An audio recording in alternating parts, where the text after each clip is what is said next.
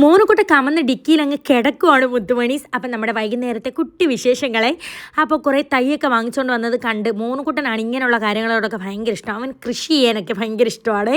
അപ്പോൾ പോകുന്ന വഴി ഞങ്ങൾ കുറച്ച് പൊരിപ്പും പാലും ഒക്കെ വാങ്ങിച്ചുകൊണ്ട് പോയി. പിന്നെ ഞാനും അണ്ണനും ഓരോ കട്ടനും കുടിച്ചു, പൊരിപ്പും ഒക്കെ കഴിച്ചു.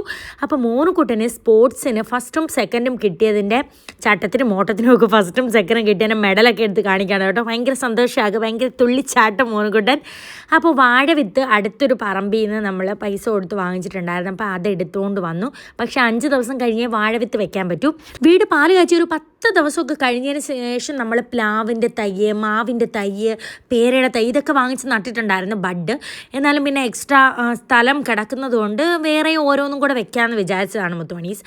അപ്പോൾ ഇതേ അമ്മായും ചിന്നമ്മയുടെ മോളും വന്നു. അപ്പോൾ അവർക്ക് പൊരിപ്പൊക്കെ എടുത്ത് കൊടുത്തു, ചായയൊക്കെ ഇട്ട് കൊടുത്തു. പൊന്നൂസും മോണ്ടൻ എന്താ ഇവിടെ കുളം കുത്തുവാണ്. അവർക്ക് കാലിട്ട് വെക്കണമെന്ന്, വെള്ളം ഒഴിച്ചിട്ട് കാലിട്ട് വെക്കണമെന്നേ. അതിന് വേണ്ടിയിട്ട് അവർക്ക് സ്വന്തമായിട്ടൊരു കുളം കുത്തണമെന്ന് പറഞ്ഞുകൊണ്ട് അവരും അതിനകത്ത് കിടന്ന് കുത്തുവാണ് എൻ്റെ പൊന്ന്. അപ്പം നമ്മൾ വാങ്ങിച്ച തൈയും കാര്യങ്ങളും എല്ലാം ദേ പുറകോട്ട് കൊണ്ടുവയ്ക്കുകയാണ്. അപ്പോൾ അണ്ണ എന്നോട് പറഞ്ഞ് എല്ലാവരും ഓരോരോ മരം വെച്ച് നടാൻ. അങ്ങനെ അമ്മായും ചിന്നമ്മായും അണ്ണനും പൊന്നൂസിനെ മോണ്ടനെ എല്ലാം കൊണ്ട് ഓരോരോ മരം വെച്ച് നടിയിപ്പിച്ചു. എന്നോട് പറഞ്ഞു ഞാൻ ഓറഞ്ച് വയ്ക്കാൻ. അയ്യോ എനിക്കങ്ങ് ടെൻഷനായി. അവസാനം കിളിച്ചില്ലെങ്കിൽ എനിക്കൊരു ഭാഗ്യമില്ലെന്ന് എല്ലാവരും കൂടെ പറയും. ബാക്കി എല്ലാവരും വയ്ക്കുന്ന കിളിക്കുകയും ചെയ്യും. എൻ്റെ പടച്ചോനെയും മിനിച്ചേക്കണേ, അങ്ങ് കിളിക്കണേ, അങ്ങനെ ബിസ്മിയൊക്കെ പറഞ്ഞ് പടച്ചോനെയൊക്കെ വിളിച്ച് ഞാനും ഒരു മരം നട്ടു മുത്തുമണീസ്. വളരുന്നോ ഇല്ലയോ എന്നൊക്കെ വരുന്ന വീഡിയോയിൽ പറയാം കേട്ടോ. ടാറ്റാ.